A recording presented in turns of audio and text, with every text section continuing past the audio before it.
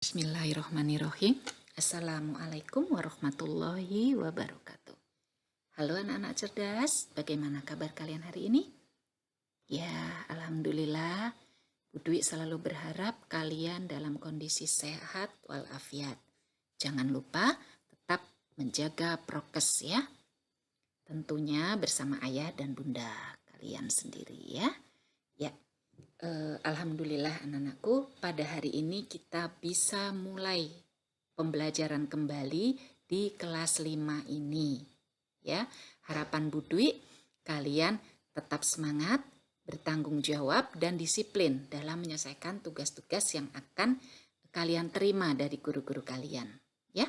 Nah, pada pagi ini Ibu akan membahas LKS tema 1 atau buku tema 1 tentang organ gerak hewan dan manusia. Oke, sudah siap untuk menyimaknya? Ayo kita simak bersama-sama ya. Organ gerak hewan ya. Nah, di pembelajaran tema 1, subtema 1 ini dan pembelajaran pertama, Ibu akan membahas tentang pelajaran IPA dan bahasa Indonesia. Kita bahas IPA dulu ya. Ya, kita bahas dulu tentang alat gerak hewan dan manusia. Salah satu ciri makhluk hidup adalah bergerak.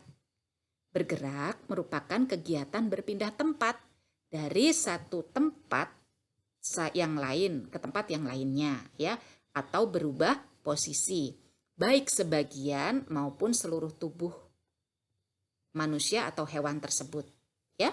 Nah, manusia dan hewan ini mempunyai kesamaan dalam bergerak. Masing-masing menggunakan organ gerak untuk bergerak seperti berlari, melompat, berenang, ya, kemudian berjalan, memanjat, dan gerakan yang lainnya. Nah, selain itu, manusia dan hewan juga mempunyai kesamaan dalam hal alat gerak. Masing-masing alat gerak itu kita bagi menjadi 2, ya, yaitu alat gerak aktif dan alat gerak pasif. Jadi, hewan dan manusia itu mempunyai 2 alat gerak, yaitu alat gerak aktif dan alat gerak pasif. Alat gerak aktif itu adalah otot. Ya, disebut alat gerak aktif karena otot dapat bergerak. Sementara alat gerak pasif itu adalah tulang. Nah, kenapa tulang disebut sebagai alat gerak pasif? Karena tanpa gerakan otot atau tanpa bantuan otot, tulang tidak dapat melakukan gerakan sendiri. Ya, yuk kita lihat dulu nih gambarnya ya. Nah, lihat. Itu ada gambar agak elips ya bentuknya, terus ada garis-garis berwarna merah itu. Nah, itu merupakan otot. Kalau dalam tubuh kalian yang biasa disebut daging ya.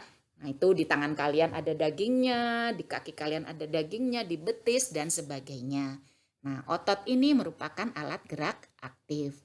Sementara yang alat gerak pasifnya adalah tulang. Pasti semua sudah tahu ya tentang tulang. Ya. Nah, demikian penjelasan Ibu tentang alat gerak hewan dan manusia.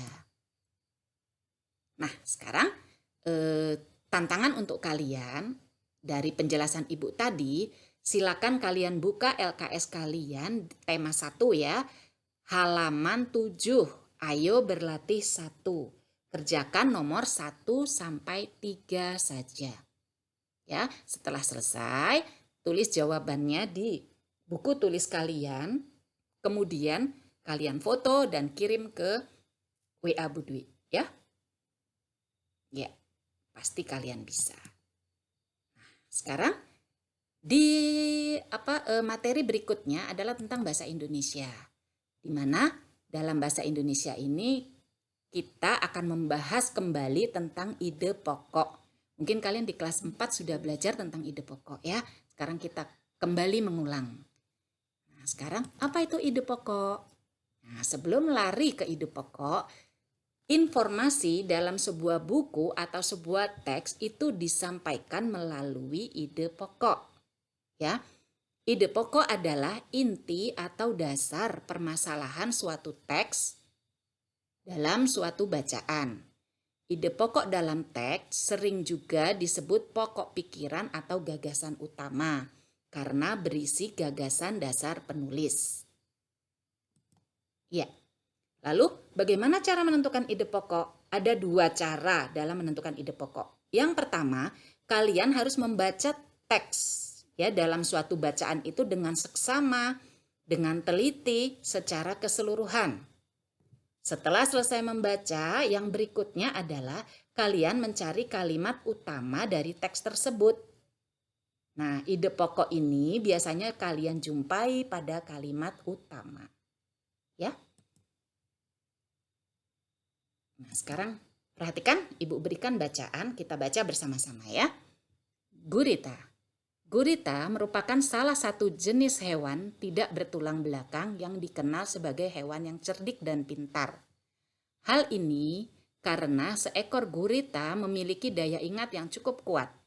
Gurita dapat memecahkan masalah yang dialaminya lebih cepat dengan cara mengingat pengalamannya ketika memecahkan masalah yang sama. Selain itu, gurita juga dikenal sebagai perenang yang cukup cepat.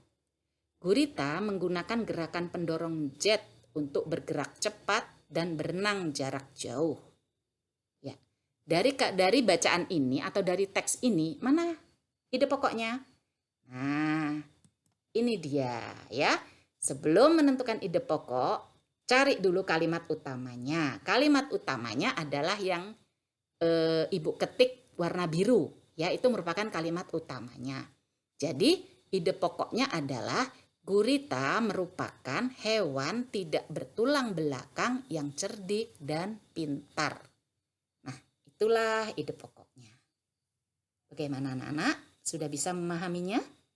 Ya, pelan-pelan ya. Kalau kalian belum paham, kalian juga bisa membaca LKS kalian di halaman 7 dan 8. Ya. Sekarang, tantangan untuk kalian adalah kalian Ibu ajak untuk menentukan ide pokok dengan melakukan kegiatan dalam keterampilan kinerja 1 di halaman 8. Ya, tentunya tema 1 ya, halaman 8. Nah, kalian buka, kemudian lihat di situ kalian tuliskan ide pokoknya saja. Kalimat pengembangnya tidak usah ditulis ya. Jadi ada 2 paragraf tentang bacaan di atas itu tentang organ gerak manusia dan fungsinya. Di situ ada 2 paragraf. Kalian silakan cari ide pokoknya saja, kemudian tulis di buku kalian, ya. Dan setelah selesai, silakan kalian foto hasil pekerjaan kalian lalu kirimkan ke WA Budwi, ya. Ya. Demikianlah penjelasan Ibu tentang subtema 1 di pembelajaran 1 ini. Semoga bisa bermanfaat untuk kalian ya. Ibu akhiri dulu. Wassalamualaikum warahmatullahi wabarakatuh.